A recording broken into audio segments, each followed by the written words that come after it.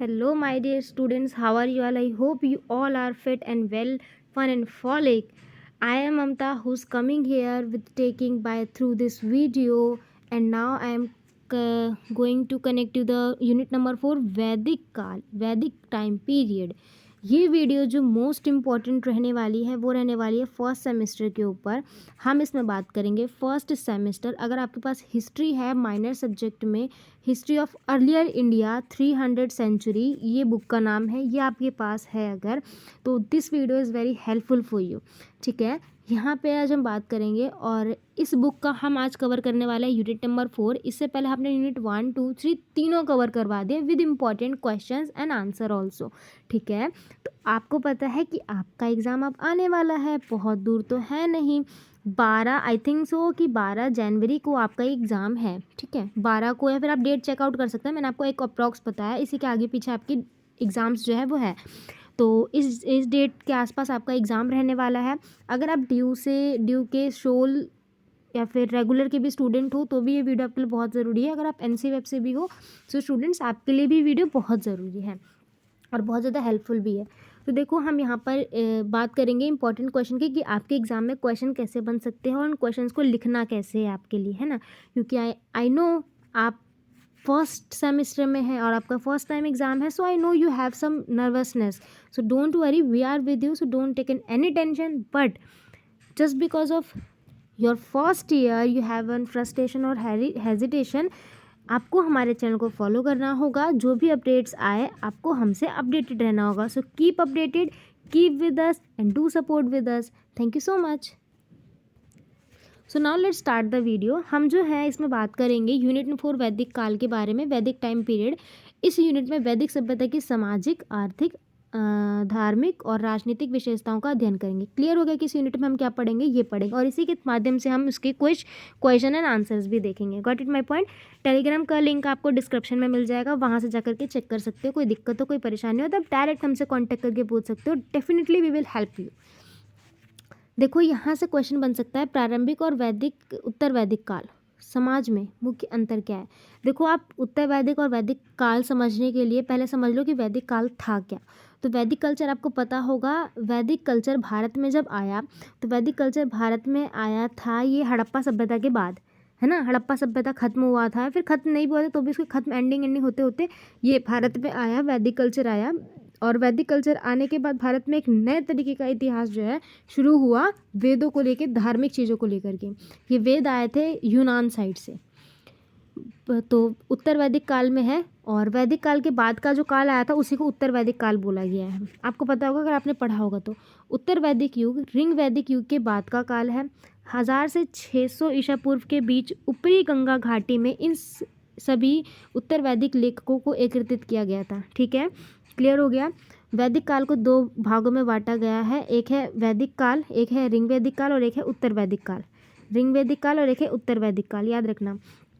एक चला था 600 से 1000 से 600 तक, एक चला था 600 से 1500 तक। ठीक है, तो जो आपका ऋग वैदिक काल आया था, उत्तर वैदिक काल आया था, वो उसके बाद का आया था। पहले आया था उत्तर ऋग वैदिक काल, फिर उसके बाद का आया था उत्तर वैदिक काल। क्लियर हो गया। अब दोबारा बता देती हूँ, वैदिक काल पहले आया था आपका ये ऋग वैदिक काल, ऋग वेद के बाद आया था उत्तर वैदिक काल। तो आप ये मत पूछिएगा कि उत्तर वैदिक काल कौन सा था, ऋग वेद के बाद जो टाइम पीरियड आया था उसी को उत्तर वैदिक का नाम दे दिया गया। उत्तर का मतलब होता है बाद में। ठीक है, ये कम से कम तक का था, 1000 से 600 तक। तो इसमें अंतर क्या थी, तो जब ये उत्तर वैदिक काल आया तो समाज में कुछ चीज़ें देखने को मिली, सामाजिक संरचना बदली। प्रारंभिक वैदिक काल में समानता थी, उत्तर वैदिक काल में वर्ण व्यवस्था आ गई थी। मैंने आपको बताया था ना, पहले प्रारंभिक यानी कि पहले के वैदिक काल में सभी जातियों को समान माना गया, पर धीरे धीरे वैदिक काल में देखा गया तो वर्ण व्यवस्था आ गई। वर्ण व्यवस्था क्या थी कि पूरे समाज को 4 कैटेगरी में बांटा था। ठीक है, ये भी पता चलेगा आपको। आर्थिक गतिविधियाँ शामिल हुई, जिसमें आप देखोगे इसमें पशुपालन बढ़ा। ठीक है, कृषि पर जोर देने लगा, तो ये सब आर्थिक चीज़ें बढ़ने लगी। धार्मिक प्रथाएं बढ़ी, अब वैदिक था तो वैद में नाम ही है धर्म का, तो इसीलिए हम अपन पूजा पाठ बढ़ने लगे, यज्ञ बढ़े, प्रकृति पूजा होने लगी। उत्तर वैदिक काल में इनफैक्ट मूर्ति पूजा होने लगा और कर्म कांड बढ़ा। कर्म कांड का मतलब ये है कि जैसे कोई ब्राह्मण है, ठीक है, किसी की कोई बच्चा करवाना हो, कोई राजा है, कोई रानी है, फिर कोई दंपतियाँ हैं, यानी कोई बीवी और हस्बैंड वाइफ है, उनके बेबी नहीं हो रहा है, उनका बच्चा नहीं हो रहा है, तो वो क्या कहेंगे, ब्राह्मण के पास जाएंगे, पुजारी के पास कि हाँ भाई हमें कोई सोल्यूशन दो, कोई कारण बताओ। तो वो कर्म कांड करवाते हैं कि आप भाई पूजा करवाओ और क्या कहते हैं आपका बच्चा होगा, या फिर इस तरीके से देखा होगा ना, पूजा करवाओ। आज के टाइम पे भी होता है ये कि घर में सुख शांति नहीं है तो हाँ भाई पूजा करवाओ, सुख शांति आएगी, कहते हैं ना। तो ये सब क्या है, कर्म कांड है। ये कर्म कांड के ऊपर बात की थी। उन लोगों का तो एक पैसा कमाने का जरिया है, ये चीज़ है। राजनीतिक व्यवस्था, राजनीतिक व्यवस्था में आप देखोगे तो प्रारंभिक काल में जन और सभा जैसे संस्थाएं प्रभावशाली थी। उत्तर काल में राजा का अधिकार बढ़ने लग गया था। राजनीतिक काल बढ़ा, क्लियर है ये पॉइंट। तो उत्तरवादी काल में कई क्या क्या चेंजेस आए थे, राजा बढ़ने लग गए थे, यहाँ पे धार्मिक प्रथाएं चालू हो गई थी, मूर्ति पूजा होने लगी, आर्थिक यानी कि कृषि वगैरह चालू हो गई, सामाजिक में देखोगे तो वर्ण व्यवस्था चालू होगी। अगर क्वेश्चन में अगर मान लो यहाँ पर से आपसे कोई ये पूछे कि ऋग्वेद और उत्तर वैदिक काल में क्या अंतर है, ठीक है, तो आपको भी यही क्वेश्चन लिख के आना है, यही आंसर लिखना है वहाँ पे भी, ठीक है। सो होप सो क्लियर हो गया होगा। नहीं हुआ तो प्लीज़ आप मुझे टेलीग्राम पे सेपरेटली मैसेज कर सकते हैं, वहाँ मैं बहुत आसान से और अच्छे से समझा पाऊँगी, ठीक है। दूसरा है वैदिक साहित्य का ऐतिहासिक महत्व क्या है, तो ये क्वेश्चन मोस्ट इंपॉर्टेंट है, आता है। ऐतिहासिक महत्व पूछ सकता है कि क्यों हम ये आज के टाइम पे पढ़ रहे हैं, उसका इतिहास से ही क्या ज़रूरत रही है। तो देखो, एक तो है कि ग्रंथों का विभाजन है। वैदिक काल में 4 तरीके के वेद हमें मिले, ऋग्वेद, यजुर्वेद, सामवेद और अथर्ववेद। और आपको पता है इन चारों वेद में अलग अलग अलग अलग चीज़ों की बात की गई है, ठीक है। उपनिषद भी मिले हैं, ब्राह्मण का, इन्हीं से तो हमें अपने इतिहास का पता चला है भाई, इन्हीं से तो पता चला है, ठीक है। नेक्स्ट, धार्मिक ज्ञान, यज्ञ, मंत्र, देवताओं के बारे में, कई सारे यज्ञों के बारे में पता चला। सामाजिक जीवन पता चला, उस समय की जातियाँ कितनी थी, परिवार कैसे थे, एकल परिवार थे, संयुक्त परिवार थे, विवाह के प्रकार कितने थे, हमने ये भी पढ़ा है। अगर 12th में आपके पास हिस्ट्री होगी, होप्स हो कि आप में बहुत सारे बच्चों के पास हिस्ट्री होगी ही, हिस्ट्री होगी तो आपके लिए बिल्कुल भी मुश्किल नहीं रहा होगा समझने के लिए, ठीक है। आर्थिक गतिविधियाँ, आर्थिक गतिविधि में आप वही चीज़ लिखना है, कृषि बढ़ा, पशुपालन बढ़ा, व्यापार भी बढ़ने लग गया, व्यापार भी देखने लग गया। तीसरा प्रश्न आप लिख सकते हो कि वैदिक काल में वर्ण व्यवस्था का स्वरूप कैसा था। अब देखो, ये मोस्ट इंपॉर्टेंट क्वेश्चन है, इसको मैं डबल स्टार दे रही हूँ, ये आएगा क्वेश्चन, 101% आएगा। वर्ण व्यवस्था का क्वेश्चन आता ही आता है, और ये पिछले 5 से 6 सालों का ही बता रही हूँ। इनफैक्ट 12वीं 11वीं में भी आता है। वर्ण व्यवस्था is a most important topic. तो यहाँ पर आप देखो इस तरीके से लिख सकते हो, 3 पार्ट्स में डिवाइड करके।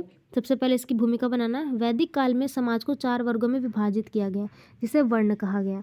4 वर्ग थे, ब्राह्मण, क्षत्रिय, वैश्य और शूद्र। इस तरीके से आप अपने एग्जाम में टेबल बना देना, जैसे मैं बना रही हूँ, इस तरीके से इसको 4 कैटेगरी में दे देना आप, है ना।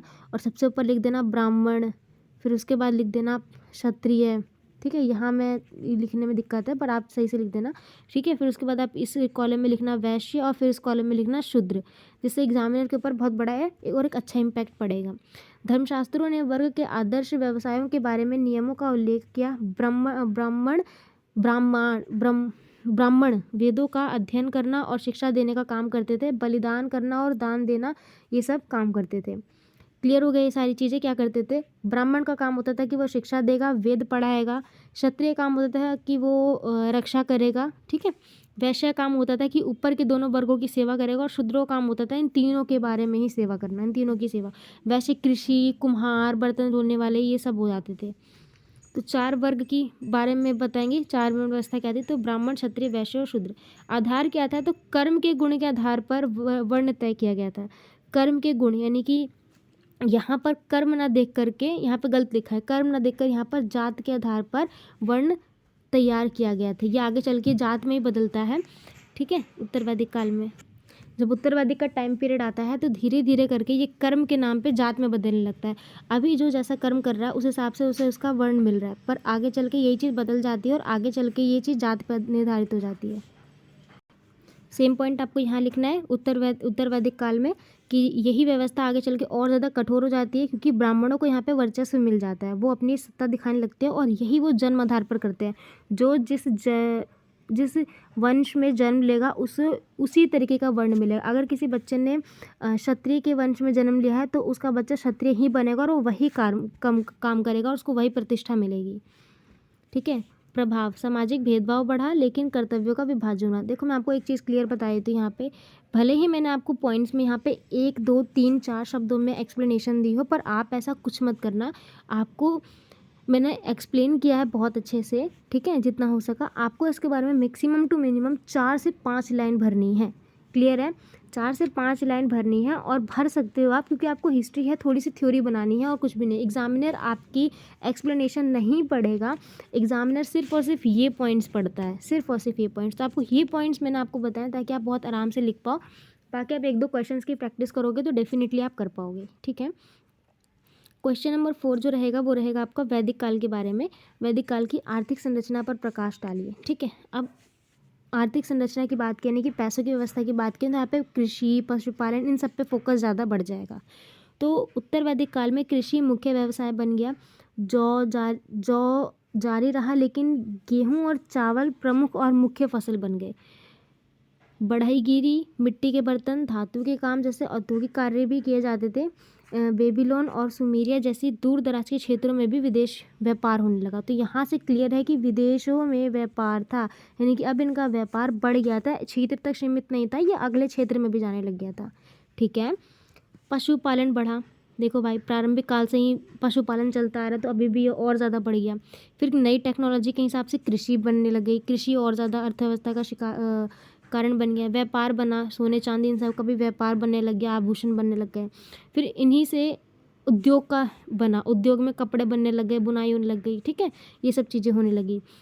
तो ऊपर के जितने क्वेश्चन थे वो बहुत ज़्यादा इंपॉर्टेंट है, और सारे ही जितने मैंने आपको पॉइंट्स बताए, इन्हीं पॉइंट्स में आप बहुत अच्छा आंसर प्रिपेयर कर सकते हो। सो होप सो ये वीडियो आपके लिए बहुत ज़्यादा हेल्पफुल रही होगी। मिलते हैं नेक्स्ट वीडियो में। अपने दोस्तों तक ज़रूर शेयर करना, और हाँ, आपको ये वीडियो कैसी लगी कमेंट बॉक्स में ज़रूर बताना। आपके एग्ज़ाम तक हम डेफिनेटली आपको प्रिपेयर रखेंगे। अगर आपने सिलेबस नहीं पढ़ा है तो टेंशन लेने वाली बात नहीं है, वी आर विद यू। हम लोग डेफिनेटली एग्ज़ाम से पहले पहले आपके सिलेबस को कम्प्लीटली कवर करवा देंगे, ठीक है। बट आपको उसके लिए सिर्फ एक काम करना होगा, आपको हमारे चैनल को सब्सक्राइब करना होगा। सब्सक्राइब करने के लिए आपको बेल आइकन ज़रूर दबा देना, क्योंकि आपको पता है नोटिफिकेशन चाहिए, और नोटिफिकेशन आप तक पहुंचेगी तभी आप अपडेटेड रहोगे। So keep updated, keep with us, keep support to us. Thanks to being and thanks for watching.